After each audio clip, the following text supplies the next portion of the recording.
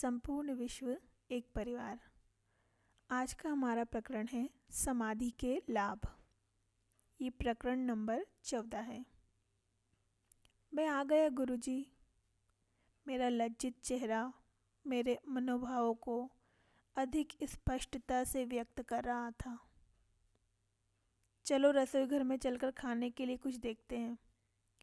श्री युक्तेश्वर जी का बर्ताव इतना सहज था मानो हम कुछ दिनों के लिए नहीं बल्कि कुछ घंटों के लिए ही अलग रहे हों।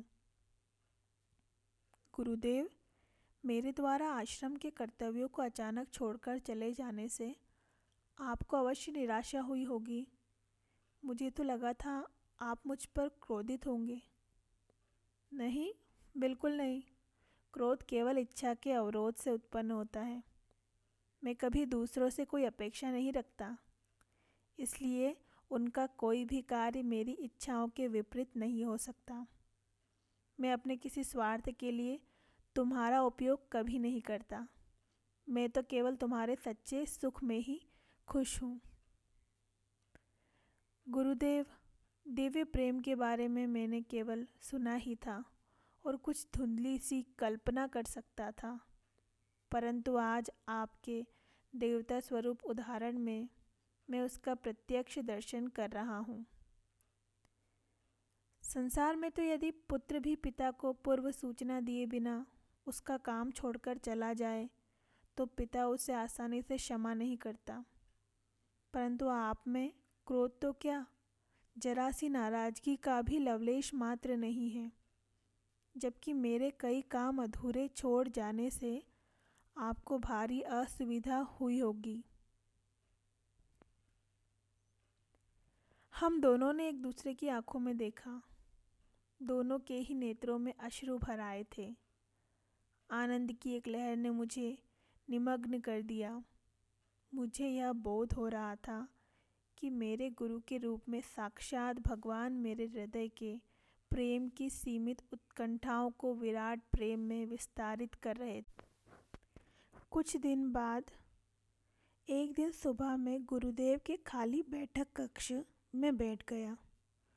वहाँ ध्यान करने का मेरा विचार था, परंतु मेरा अवज्ञाकारी मन इस प्रशंसनीय उद्देश्य में सहयोग देने के लिए तैयार नहीं था।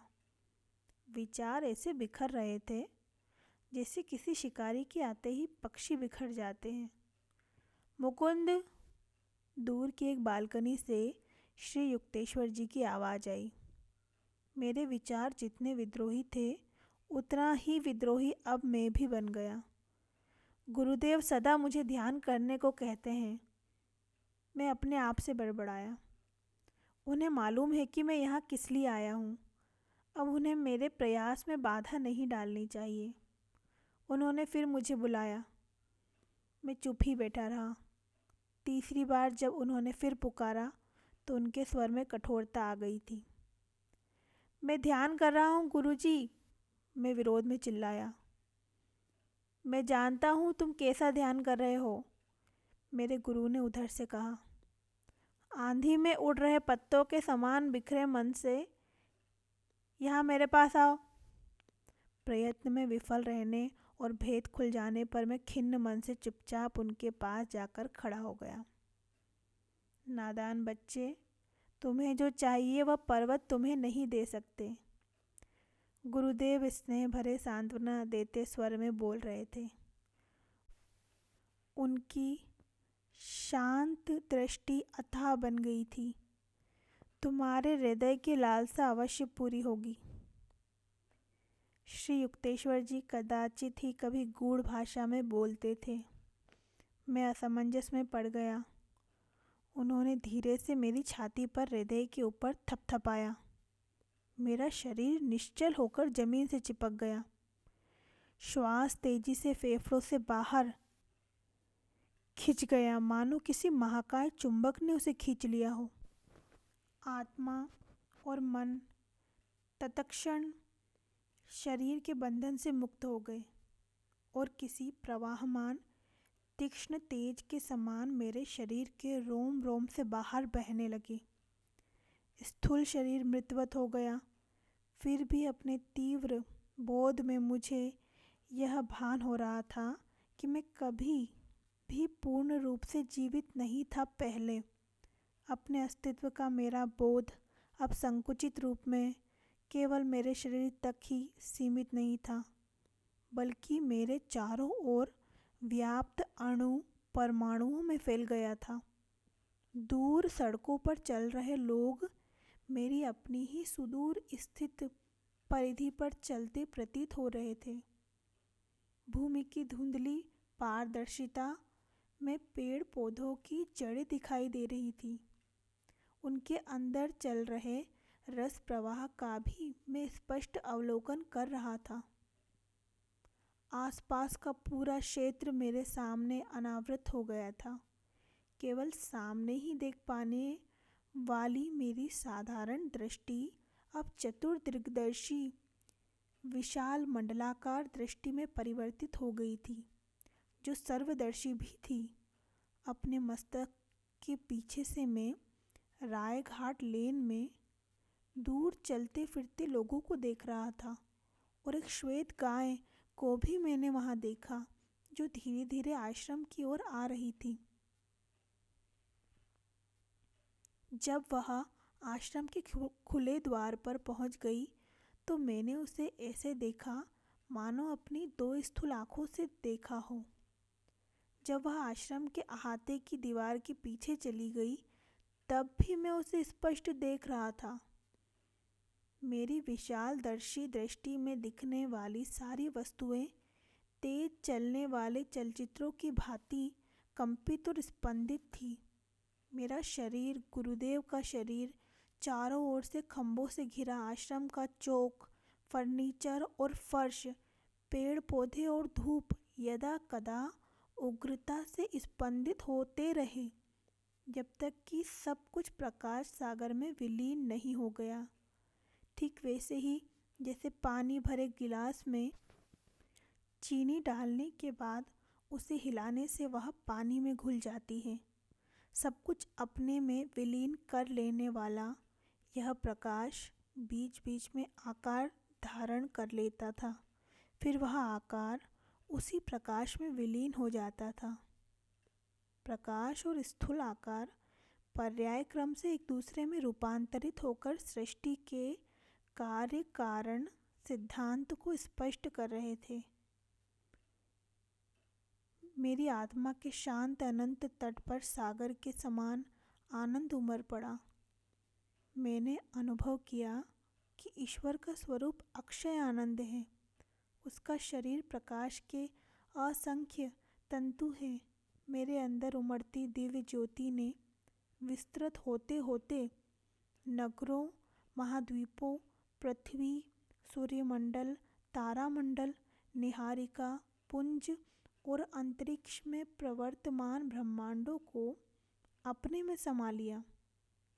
रात में दूर से दिखाई पड़ने वाले प्रकाशमय शहर की भांति समस्त ब्रह्मांड मेरे अस्तित्व की अनंतता में जगमगा रहा था। ब्रह्मांड की स्पष्ट रेखांकित परिधि के परे चमकने वाला तीव्र प्रकाश उसके दूरस्थ किनारों तक पहुँचते पहुँचते किंचित क्षीण सा होता जा रहा था। वहाँ मुझे एक स्निग्ध मृदु तेज दिखाई दे रहा था, जिसमें कभी किसी प्रकार की कोई क्षीणता नहीं आ रही थी। वह तेज अवर्णनीय रूप से सूक्ष्म था। नक्षत्र पुंजों के आकार अपेक्षाकृत स्थूल प्रकाश से बने हुए थे। एक शाश्वत उद्यम स्रोत से दिव्य किरणों का प्रसार हो रहा था और वे अवर्णनीय प्रभा मंडल से देदीप्यमान आकाश गंगाओं में रूपांतरित हो रही थी। बारंबार मैंने उन सृजनात्मक किरणों को नक्षत्रों में और फिर विस्तृत पारदर्शक ज्वालाओं में रूपांतरित होते देखा। लयबद्ध प्रत्यावर्तन के द्वारा करोड़ों करोड़ों विश्व पारदर्शक तेज में विलीन हो गए और फिर वह तेज महाव्योम बन गया। मुझे यह ज्ञान हुआ कि समस्त तेजोमय ब्रह्मांड का केंद्र मेरे हृदय में स्थित अंतर्ज्ञानानुभूति का बिंदु है। एक प्रकाशकारी ज्योति मेरी नाभि से समस्त ब्रह्मांड के प्रत्येक भाग में प्रसारित हो रही थी।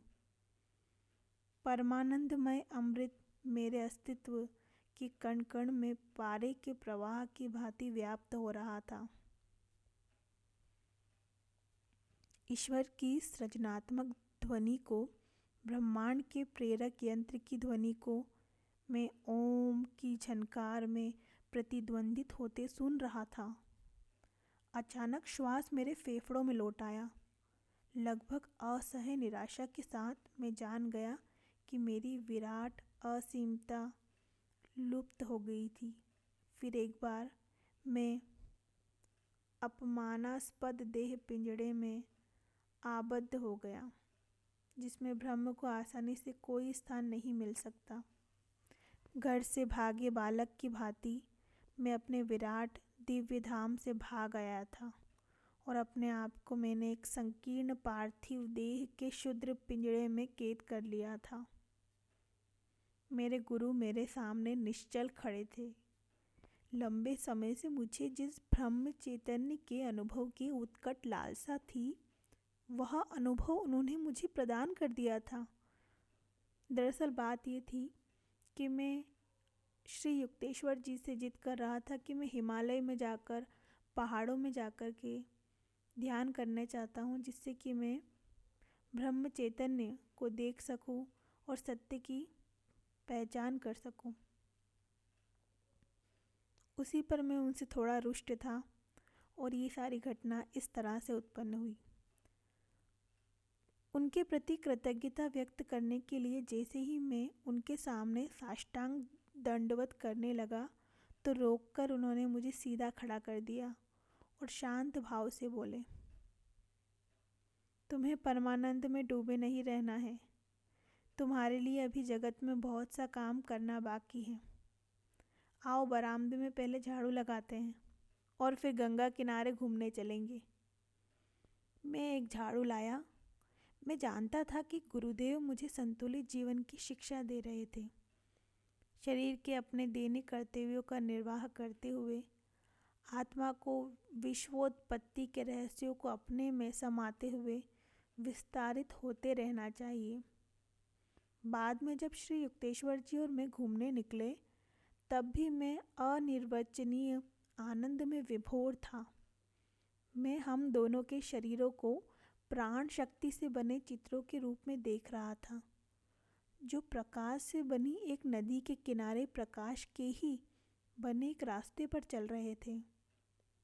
वह ईश्वर का चैतन्य ही है जो सृष्टि में विद्यमान प्रत्येक रूप, आकार और प्रत्येक शक्ति का पोषण करता है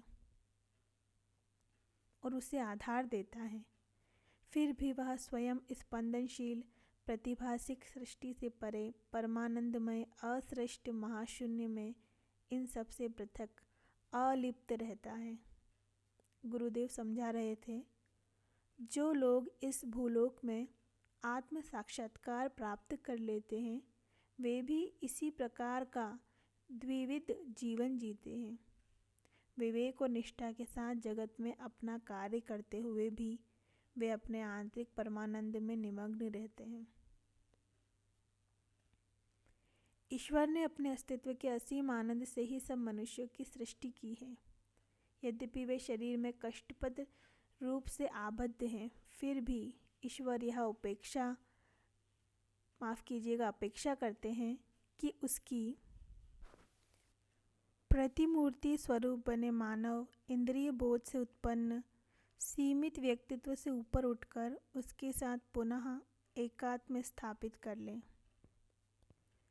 इस प्रकरण को अगले एपिसोड में बढ़ाया जाएगा। इस एपिसोड को देखने के लिए आपका बहुत बहुत धन्यवाद।